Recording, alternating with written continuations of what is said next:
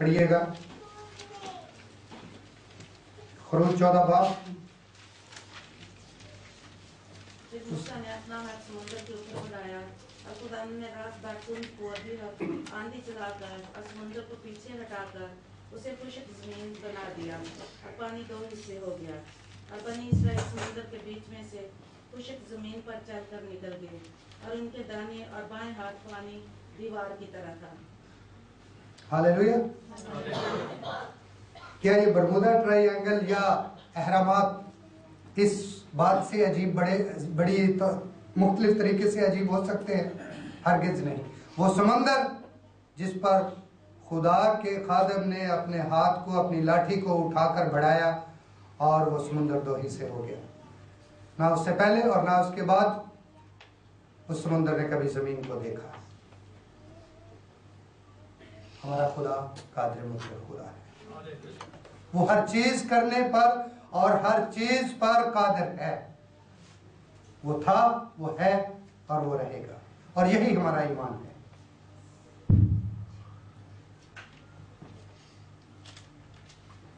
आगे चलते हैं। खुरूज की बहुत सारे ऐसे हवाले जात हैं, बल्कि कलाम मुकद्दस के अजायबात शुरू से जब हम पढ़ते हैं आखिर तक इसमें बड़े बड़े अजीब और अनोखे काम हैं, जिससे बार बार ये वाज़ेह होता है कि खुदा की मौजूदगी और उसकी कुदरत और उसके इंसानों के साथ प्यार, इंसानों के साथ उसकी शफकत, ये कलाम मुकद्दस से ज़ाहिर होती है। खुरूज उसके 19वें बाब की 16 से 19वीं आयत तक को हम देखेंगे।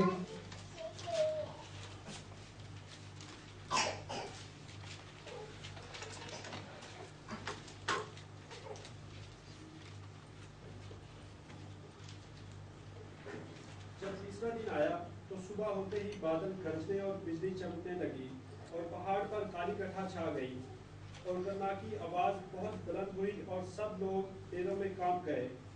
और मूसा लोगों को खैमरगाह से बाहर लाया कि खुदा से मिलाए, और वो पहाड़ से नीचे आ खड़े हुए और वो सीना ऊपर से नीचे तक धुएं से भर गया, क्योंकि खुदा शोला में होकर उसका ऊंचा और धुआं के धुएं की तरह ऊपर को उठा रहा था और वो सारा पहाड़ जोर से हिल रहा था। और जब करना की आवाज नहायत ही बुलंद होती गई तो मूसा बोलने लगा और खुदा ने आवाज के जरिए से उसे जवाब दिया। हालेलुया। इन हवालों को सिर्फ और सिर्फ मेरा पढ़ने का मकसद ये है, वो भी गहरे पानी में, और फिर ये आग के शोले जो फ्लाइंग ऑब्जेक्ट्स हैं। कलाम मुकद्दस में शुरू ही से इन चीज़ों का जिक्र है और इन चीज़ों के बारे में लिखा हुआ है। हमें इनकी वजह से ना तो घबराना चाहिए, और सबसे ज़्यादा मेरा फोकस जो है वो इस चीज़ पर है, क्योंकि इसको गैर कौमों ने, मुखालिफ मसीह ने मसीहत के ख़िलाफ़, यीशु के ख़िलाफ़ मंसूबे बनाने के लिए घड़ लिया है, तैयार कर लिया है। कोई इसको शैतान की तरफ से, कोई इसको अपने देवी देवताओं की तरफ से कुव्वत का इजहार कर रहे हैं, और कुछ लोग जो और मुखालिफ मसीह हैं वो इसे इंसानों की शरारत समझ रहे हैं, वो इसे बनी इसराइल की शरारत समझ रहे हैं, वो इसे अमेरिका की शरारत समझ रहे हैं, और उनको दजाली फौजों के साथ या दजाल के जो ठिकाने हैं उनके साथ जोड़ते हैं। हालांकि हमारा खुदा हर चीज़ पर कादिर है, वो हर चीज़ को अपने कंट्रोल में करता है और उसके बगैर एक पत्ता भी नहीं हिल सकता, उसके बगैर हमारी एक सांस भी जो है वो जारी नहीं रह सकती।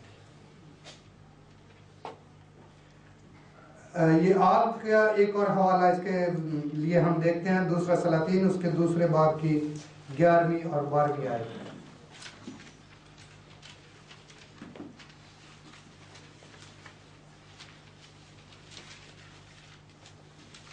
लेकिन जब उस वक्त ने कहा, क्या खुदा के नबियों में से कोई यहाँ नहीं है? नहीं, दूसरा सलातीन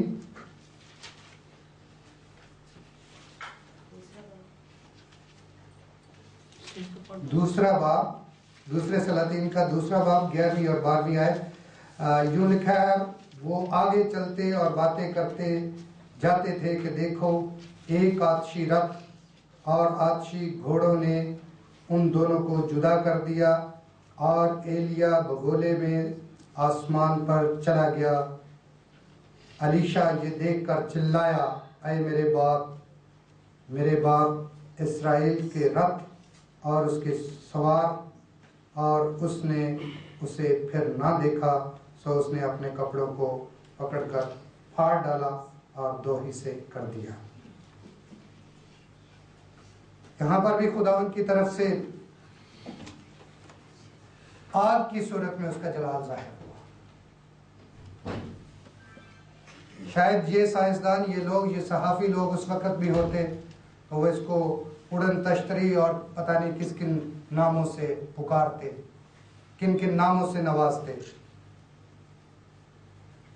लेकिन इन सब बातों को करने का मेरा मकसद अजीज़ों ये है कि हमारा खुदा, जो खुदा बाप है, खुदा बेटा है, खुदा पाक रूह है, वो हर चीज़ पर काबिल है, वो हर चीज़ पर इख्तियार रखता है।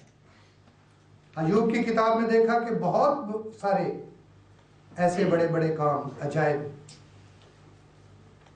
वो करता है जिनका शुमार नहीं हो सकता, जिनको हम शुमार कर ही नहीं सकते। इस कलाम में भी इतने सारे मौजज़ात हैं, इतनी सारी बातें हैं जहां पर खुदा की कुदरत ने, उस कादिर मुतलक ने अपनी कुदरत से बड़े बड़े अनोखे काम किए। उसकी गर्ज से पहाड़ मेंढों की मानद कूदने लगते हैं। वो हुक्म देता है तो समंदर साकिन हो जाता है। उसके हुक्म से मुर्दे जी उठते हैं। उसकी आवाज से, उसके हुक्म से, उसके इख्तियार से सब कुछ होता है। कलाम मुकद्दस के शुरू में ही हम पढ़ते हैं कि जब कुछ भी न था और खुदा की रूह पानियों पर जुम्बिश करती थी, सिर्फ तारीकी थी, तो उसके हुक्म से सब कुछ हो गया। क्या जिसने समंदर को बनाया वो इसके अजायब को नहीं समझता? सब कुछ उसके इख्तियार में है। दुनिया के लोग हमें वर्गलाने ना पाए, दुनिया के लोग हमें मुख्तलिफ तरीकों से, मुख्तलिफ सम्मतों को साइंस के नाम से या मजहब के नाम से या हमें दूसरे देवी देवताओं के नाम से या और शब्दबाजियों के नाम से भटकाने ना पाए।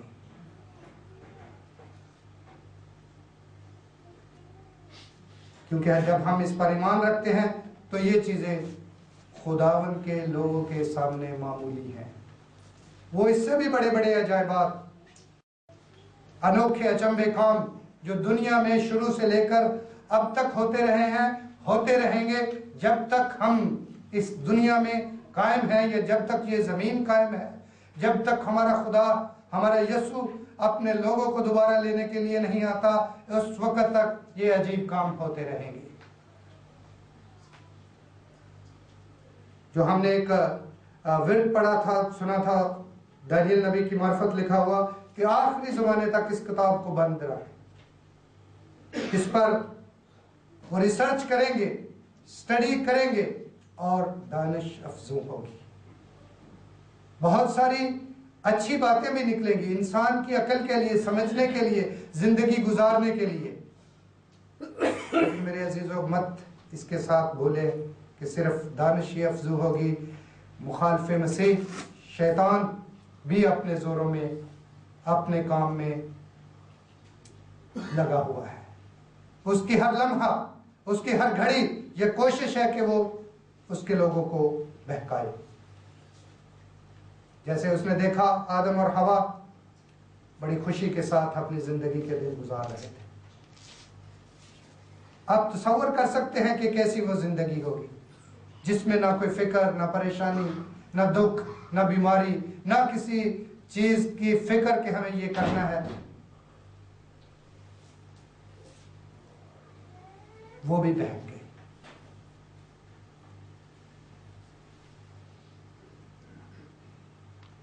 लेकिन मेरे अजीजों, जब ऐसी कभी भी कोई बात, ऐसी कभी कोई बात हो तो इस कलाम का सहारा लें, इस कलाम को सामने रखें।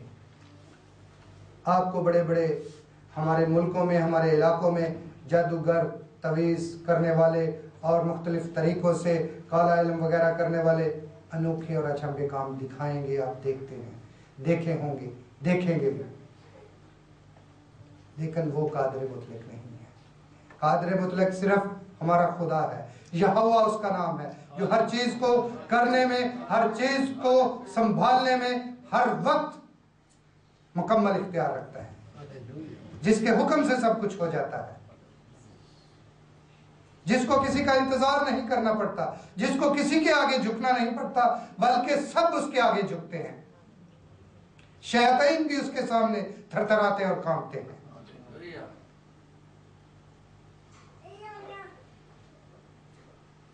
तो मेरे अजीजों, कोई आपको तारीकी दिखाकर गुमराह ना करने पाए, कोई आपको आपका शोला दिखाकर गुमराह ना करने पाए, कोई किसी और तरीके से गुमराह ना करने पाए। हमने साल के शुरू में ही ये कलीसिया के सामने, सबके सामने इस बात को भी रखा था कि हमारे लोगों में, हमारे ख़ानदानों में, हमारी कलीसियाओं में ऐसी बहुत सारी बातें हैं जो गुमराही की तरफ हमें किसी ना किसी तौर से ले जाती हैं।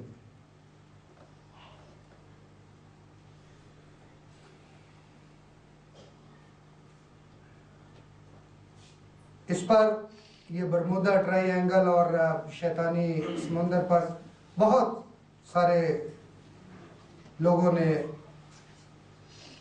अपना कलम उठाया, लिखा अपने नज़रियात, अपनी बातें। साइंसदानों ने, सहाफ़ियों ने, मुखालिफ़े मसीह ने। लेकिन मेरे अज़ीज़ों, जब हम खुदा पर ईमान रखते हैं, यीशु पर ईमान रखते हैं, तो हमें इन बातों से, इन चीज़ों से कतई घबराने की ज़रूरत नहीं, क्योंकि उसके इजाज़त, उसकी बातें, उसकी कुदरत के काम इससे भी कहीं बढ़कर हैं, और ये जो कुछ है ये भी उसके इख्तियार में है। और हम उसके इख्तियार की वजह से, उसकी बरकतों की वजह से, उसके कादिर मुतलक होने की वजह से आज हम उसके सामने हैं और ये इकरार करते हैं कि वो हमारा खुदा बाप है और वो हर चीज़ पर कुदरत रखता है, वो कुछ भी क्यों ना हो। आइए हम सब खड़े हो जाएं और उसके हुजूर में दुआ करेंगे कि खुदा बाप, तू जो कादिर मुतलक है, हम तुझ पर ईमान रखते हैं।